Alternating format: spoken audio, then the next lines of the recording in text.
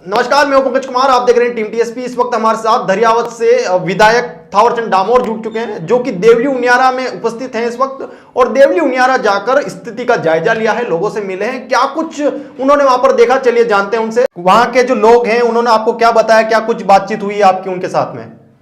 सबसे पहले हम हमारी पार्टी के एक डेलीगेशन के रूप में आए हुए हैं।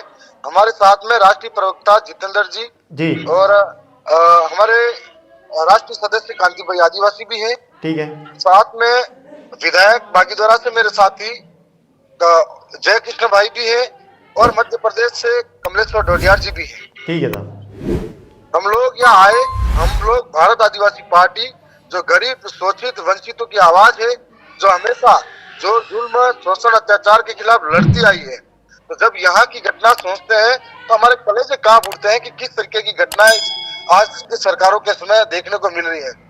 तो हम लोग यहाँ पर मिले तो सबसे पहले हम दौसा कलेक्ट्रेट के अंदर गए, जहाँ पर कई लोगों के अंदर आक्रोश था जी, और सरकारों के प्रति नफरत थी कि सरकारें की इस तरह से कैसे न्याय करेगी।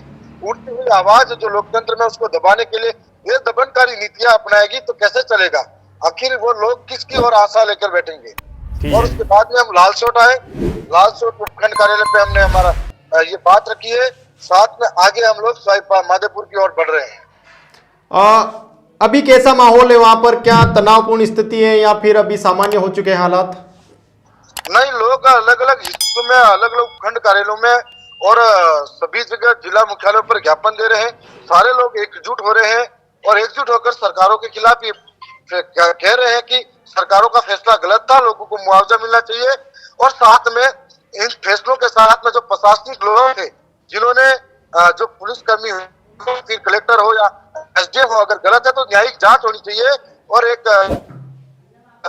बनाकर इस पूरे केस को डील करना चाहिए, जिसके माध्यम से जो निर्दोष है उनको न्याय मिल सके। ठीक है। हमने कुछ वायरल वीडियोस भी देखे अभी, जिस मतलब जुलूस में आप थे वहां से लोग नारे भी लगा रहे थे कि भी नरेश मीणा की रिहाई हो। तो ऐसा कुछ आश्वासन या कुछ ऐसी चीज समझ में आ रही कि कब तक नरेश मीणा की रिहाई हो सकती है या फिर कब तक ये चीजें मतलब फैसला हो सकता है? हम लोग तो ये चाह रहे थे कि नरेश मीणा पर बहुत सारे मुकदमे लगे हुए जी, लेकिन नरेश मीणा के सारे मुकदमे खारिज करके जो मूल मुकदमा है जिसके वो ही लगे, अन्य मुकदमों में उलझा कर न रखे, जिससे क्षेत्र के अंदर शांति भावना बनी रहे। अगर सरकारें लोकहित में फैसला चाहती हैं तो इस तरह की भावना रहे कि लोगों में विश्वास रहे। ठीक है। आप किसी ऐसे व्यक्ति से मिले वहां पर जो उस हमले में या फिर उस पूरे ही कांड में था या फिर जो जख्मी हुआ है, ऐसे किसी चश्मदीद से मिले आप? हाँ, मिले हैं। कुछ साथी हमारे साथ हैं जहाँ उस धरने के आसपास थे। अभी हम लोग उस गांव तक पहुंचने बाकी, तो गांव के लोगों से मिलेंगे और हालात जानकर आपको। मैं ये जानना चाहता हूं कि अपनी खुद की विधानसभा छोड़कर आप देवली उनियारा क्षेत्र में गए हैं, क्या कुछ मांगे लेकर गए हैं धरने की?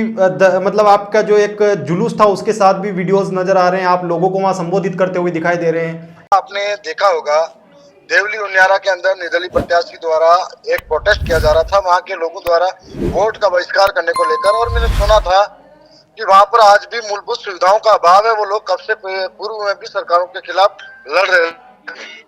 ऐसे में जो एक थप्पड़ कांड हुआ था, मैं थप्पड़ मारने वाले का समर्थन नहीं करता कि वो सरकार के किसी अभिन्न हिस्से के साथ में आक्रोशित होकर मारपीट करके समाधान निकाले जी। लोकतंत्र के अंदर प्रोटेस्ट करने का अधिकार है, लेकिन प्रोटेस्ट करते हुए आंदोलनकारी के ऊपर रात को शांतिपूर्ण धरने के ऊपर खाना खाते हुए लोगों के साथ में सरकार बर्बरता से जिस तरीके का हमला करती है, तो हम लोगों को फिर हमारा इतिहास याद आता है कि जिस प्रकार से 17 नवंबर 1913 को मानगढ़ की पहाड़ी पर राजा रजवाड़ों द्वारा अंग्रेजों ने और सामंतवादियों ने आदिवासियों के विरोध में मानगढ़ में एक बड़ा नरसंहार किया था और एक आंदोलन को कुचला था। ठीक है।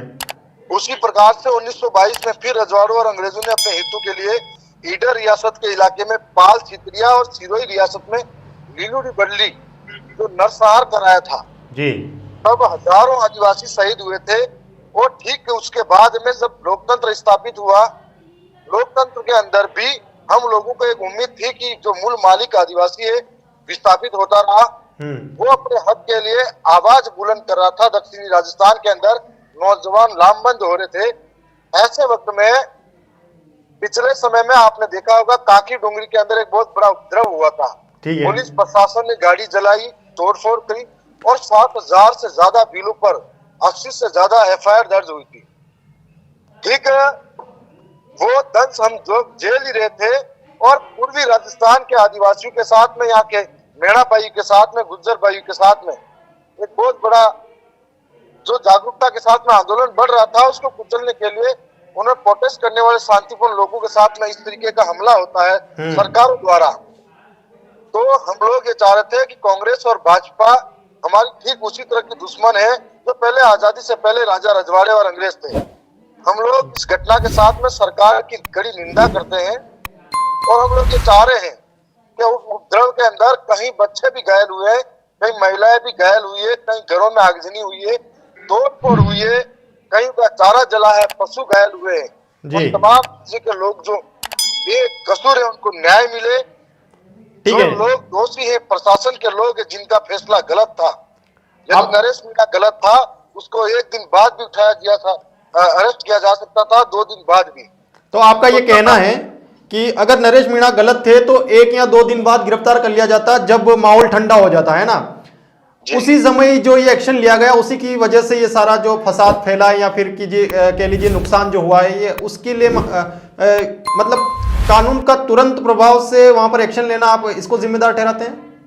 मैं पूरी तरह से सरकार को जिम्मेदार ठहराना चाहूंगा और वर्तमान सरकार के साथ साथ में विपक्ष भी मिली जुली समय के साथ में मिलजुल कर ये काम किया, जिसकी वजह से आज हजारों लोगों को भुगतना पड़ा।